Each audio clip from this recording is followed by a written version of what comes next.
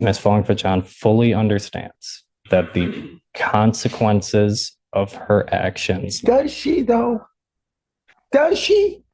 I mean, I don't know anything about what was necessarily alleged in the case other than the charge. Then to hear that recitation of what this case is about and then look at this defendant's behavior, does she really? And I don't know why these kids keep coming up as some shield, because it appears to me everything she's doing has nothing to do with them. I don't understand your stupidity. I just don't get it. Calls case People State of Michigan versus Julie Papachel. Your Honor, I appreciate the court's accommodation. I had an opportunity to speak with Ms. Fong-Fachan. I discussed bond violations that have come to the court's attention since Ms. Fong-Fachan's last appearance before the court. Ms. Fong-Fachan. Now that, as well as the continued lie. Of course, Your Honor. And Ms. Fong-Fachan is going to apologize to the court.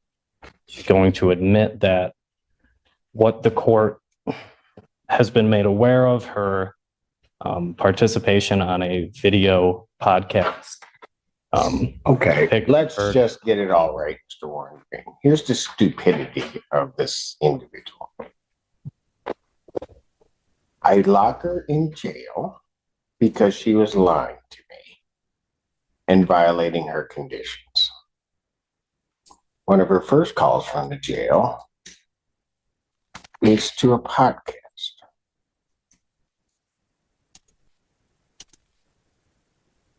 Am I right? That's correct, Your Honor. But then gets here and runs a ruse that she's really making the calls regarding her two children. Then, so not only does that then go on social media, there's then another one on social media shortly after when she was arraigned, where she was violating her bond condition at that time. I've yet to figure out why she doesn't have a medical marijuana card if that's what she wants to do. But she doesn't, and then just continues to use. Lied to community corrections, then lied to me.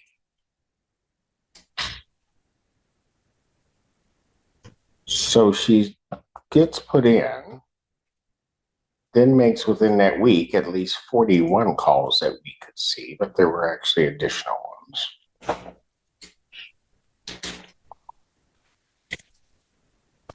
Then can't wait a day after being released. Violates my order again. And Your Honor, that is my understanding of where we are today in its entirety. And Ms. Fong-Fachan admits to all of those things. She did go into custody.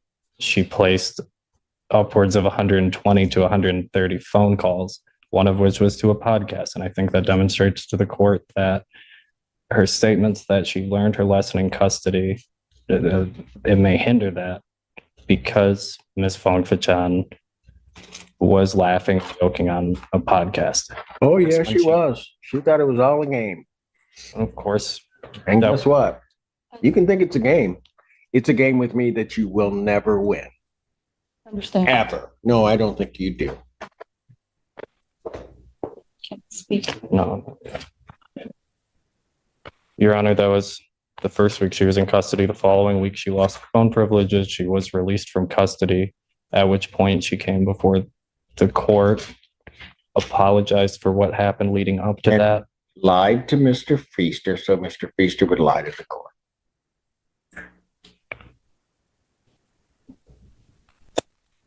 Your Honor, I think Ms. Fong-Fachan understands that pretrial release is a matter of grace, and that for her to remain on pretrial release, she has to demonstrate to the court that she is going to comply with her bond conditions. She has had a turbulent journey on her bond so far. She's had several violations. There are renewed violations. She admits to all of those. She would ask the court to including that THC cookies, the time release THC cookies was a lie? Ms. Fong-Fachan understands that that story is not feasible, that when you Really? inspect the claim that was made at her first probable cause conference, that it doesn't make any sense. And she'll admit that today to the court, that a number of things she said leading up to this have not made sense and have turned out to be false. And when a person, anyone puts himself in that position, you have to tell lies and lies and lies to kind of undo what you've done so far. I think Ms. Fong-Fachan wants to ask the court for a clean start, to come clean as to. I thought we did that the last time. This is almost the same spiel I was getting last time, right before she got out and on film dragged. Right. God only knows why you'd be mixing anything with Red Bull, but what the heck? Understood, Your Honor. And she did drink. There's a video of her doing it. She doesn't Oh, yeah, deny it. there is. And what she's going to ask the court to consider is continuing her bond, upwards modification, that she be placed on a other to monitor alcohol use, that she submit to ETG testing to monitor her alcohol use, and that she cease using social media while this case is pending. Ms. Fong-Fachan is serious about resolving this matter. She's serious about taking care of her two children. Her daughters, Maddie and Ayana, have upcoming birthdays on the 28th of March and on the 2nd of April. I know So it'd she be wants to there horrible for if she's in jail on their birthday. them. It would, Your Honor. But it doesn't seem to me that she was really caring about them all this time anyway. Your Honor. No, Ms. She would have never put herself in the jeopardy that she's in right now. Of course, Your Honor. I know her children are her primary concern more than anything else, that she's asking the court in a final act of grace to permit her to remain out of custody, continue her bond with those modifications, to comply. And Ms. Fong-Fachan can address the court and come clean about any violations of bond leading up to today.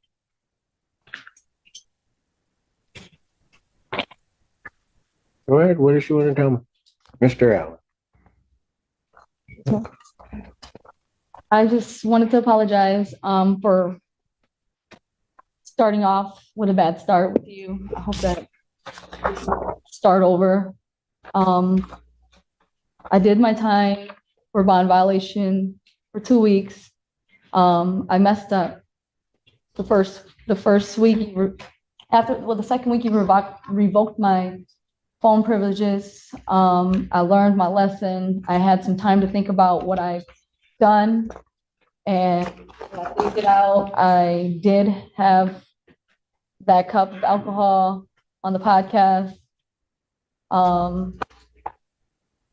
I truly thought that it was just no smoking weed, but I didn't know alcohol was a problem.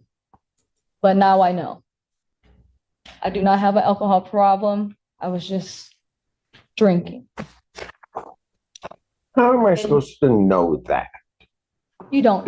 You don't. That now you've learned your lesson. I know. Tell me how I should know that. I know that anything that I say, you probably won't believe because we started off badly. Oh, and you lied. Yes, Your Honor. It's not just little lies, big lies. Sure. Every step you've gone, you've been lying. So tell me why I should believe you now. I don't have a reason or any excuse to argue with that. I understand.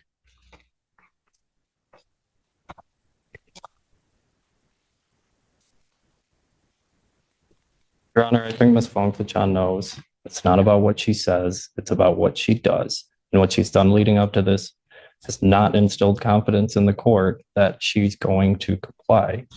We're asking the court to give her an opportunity to demonstrate that she's going to comply with the court's orders and perhaps present herself as a candidate for at the conclusion of this case. I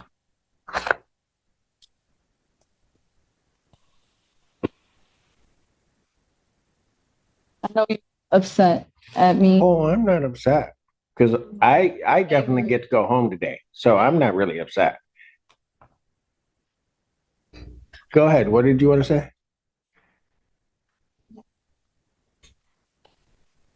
You just think this is all a game.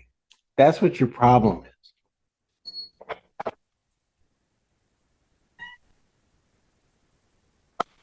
You do. You think this is all a game. I can say definitely I didn't take it seriously the first week. The second week after I stayed in, I had a lot of time to think.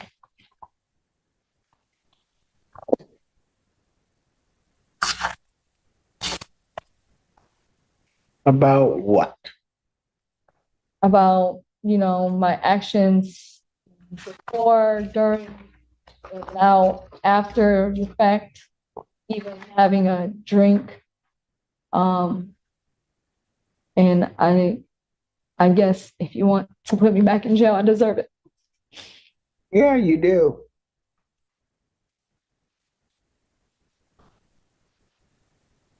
You have a CPL? Yes.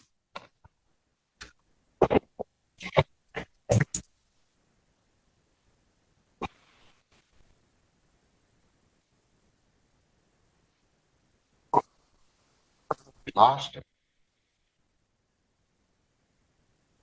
You know why? Because you Not can't really. be smoking and have a CPL.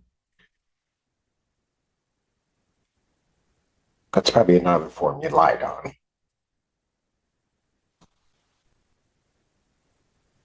How bad do you want to make this get, young lady? Can you say that again?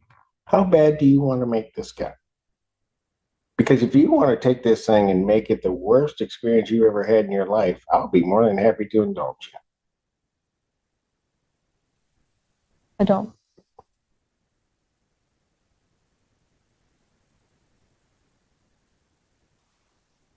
So whose rules are we going to play by?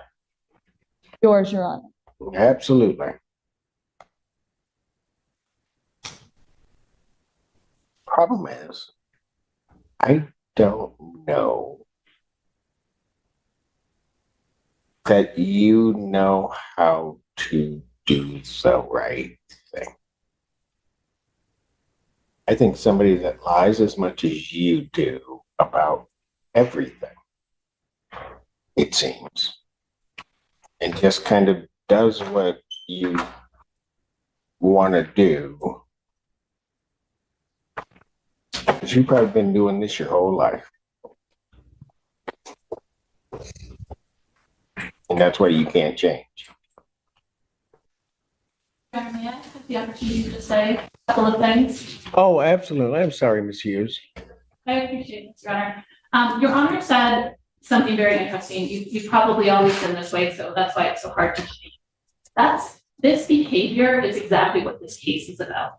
She's charged with R&O. She's charged with malicious destruction of a building. She went to her ex-boyfriend's business and kicked his front door of his business. The police arrived and she immediately started lying to the police. That she had just got there, that she hadn't kicked in the front door, that she didn't know what was going on. The police wanted to conduct their investigation, so they asked her to just wait in her car. That's all they asked her to do. And can you just wait in your car? And she took this as an opportunity to defy them rather than just listen to them. She told them, I'm not doing nothing. I don't need to go to my car. They asked her again, please go to your car. She decided to cut off Officer Cunningham, not allowing him to speak. He said, well, you can either wait in your car or you can wait in my car. She said, take me to jail, fuck it. Yes, go ahead, take me to jail. So I instructed her to put her hands behind her back, is what Officer Cunningham's report says. She then began to verbally and physically defy Officer Cunningham to the point that Officer Baldwin, another anarch officer, had to get involved. When Officer Baldwin approached, the defendant turned to Officer Baldwin and pulled her left hand away and said, don't make me swing on you, to a police officer. So yes, this is what she does. She lies and she wants to play by her own rules. So by continuously violating Your Honor's orders, this is just a game at this point. Your Honor, I'm asking that you remand her. I'm asking that her bond be revoked and that no bond be set at this time. Mr. Warren Green. Thank you, Your Honor. Ms. Fong-Fachan, as the court knows, is a mother. She was previously employed at the University of Michigan, stocking shelves. She lost that job when she was remanded to custody, and I know that she is seeking reemployment. Ms. Fong-Fachan fully understands that the consequences of her actions. Does she, though? Does she? I mean, I don't know anything about what was necessarily alleged in the case other than the charges, right? And then to hear that recitation of what this case is about and then look at this defendant's behavior, does she really? And I don't know why these kids keep coming up as some shield, because it appears to me everything she's doing has nothing to do with them. She's just running her world.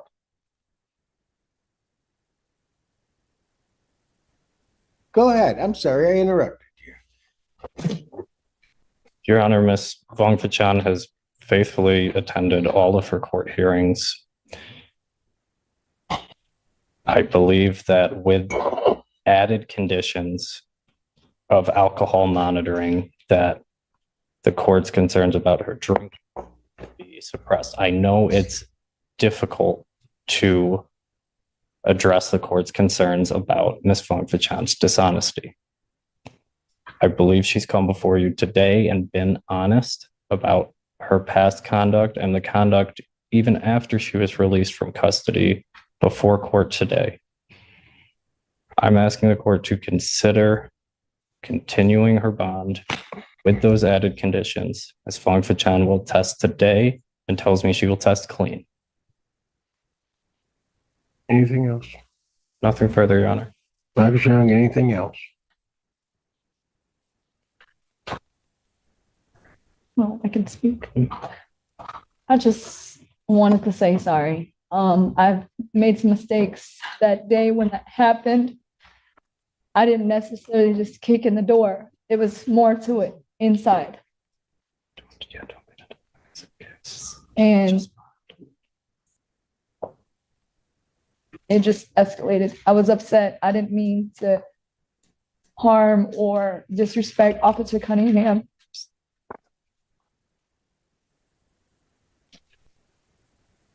I didn't mean it for it to escalate that way. And I hope that I can apologize and make it right. I'm trying to. Since this has happened, it's my life is in shambles. I'm trying to figure it out. Being in jail I get to sit and think about my actions and, actually learn from them. But being in there, I can't get things done. I have to figure out getting another job, paying the bills. Not that you care, but I'm trying. I'm trying to make it every court date.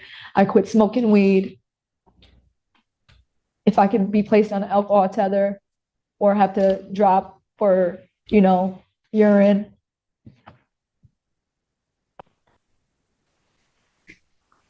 I ask, can you still give me another chance?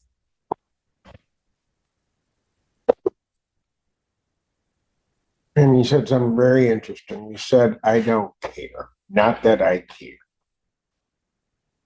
Just now? Yeah, that's a funny thing. Because actually, about everybody that comes before this court, I care.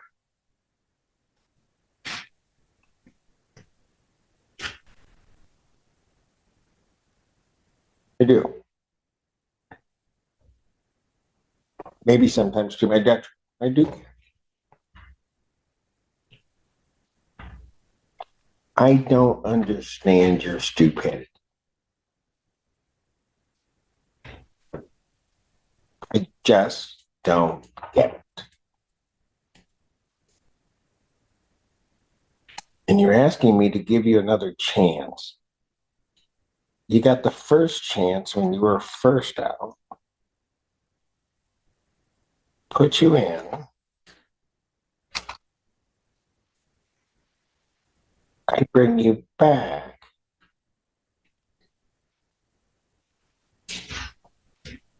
And you put me in a position where I can't give you another chance. So then you're in there another week.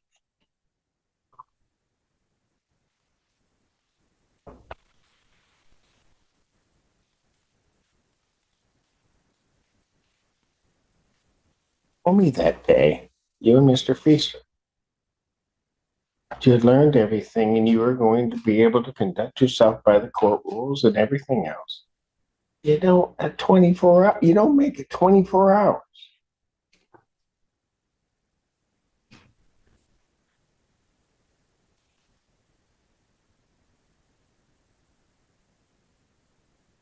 And you all think you just think that all of this is a joke.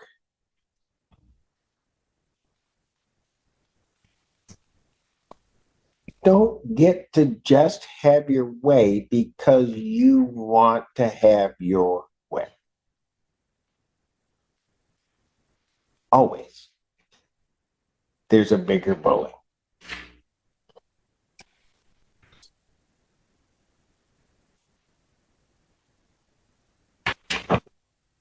But if you think I am going to tolerate this, wrong judge. I know. I do not like sending people to jail, but I'm going to do my job. And if you can't cooperate, if you can't just do the simple things that are asked, none of this stuff is hard. None of it. But if you've got to pretend to all these folks that this doesn't bother you and you're just too cool for any of this, and you're just going to make it, well, okay, so be it. You can sit up there and be everybody's hero.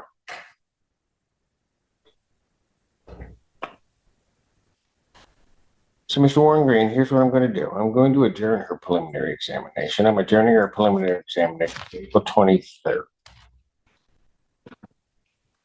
2024 at 9, that is before me. I will give you the opportunity to certainly motion before this court this defendant's release, but for today, she's going. Defendant's bond is hereby revoked pending a motion hearing. If defendant is released from jail, she will go on an alcohol scram test. Thank you. Thank you, Your Honor.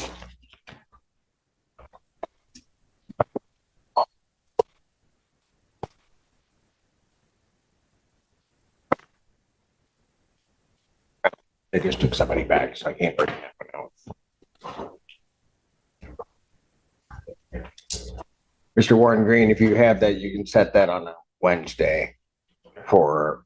And after everything we just witnessed, one thing becomes very clear. A courtroom is not the place to let ego take control. This hearing started with a defendant who believed he could handle things his own way. But once he decided to push away legal representation and take control of the situation himself, the entire dynamic began to change. What made the situation even more intense was the defendant's confidence. He wasn't simply asking questions. He was challenging the process itself. And as the judge continued explaining how the courtroom actually works, it became harder and harder for those arguments to stand. The judge's response was a reminder that self-representation comes with serious responsibility. You may have the right to speak for yourself, but that doesn't mean the rules of the courtroom disappear. And that's perhaps the biggest lesson from this hearing. You don't have to agree with your attorney. You don't have to like every question they ask. But sometimes the person challenging you the hardest may actually be the person trying to prepare you for what comes next.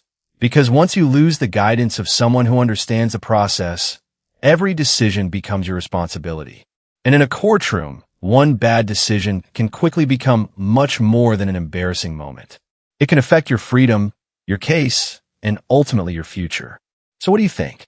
Did this defendant make the right decision by trying to take control of his own case? Or should he have listened to the judge and kept his attorney involved? Let us know your thoughts in the comments. And if you enjoy real courtroom confrontations, judge reactions, and moments where defendants learn that courtroom rules aren't optional, make sure you subscribe to FactSpark, because the next case could be even more surprising. Thanks for watching, and I'll see you in the next courtroom.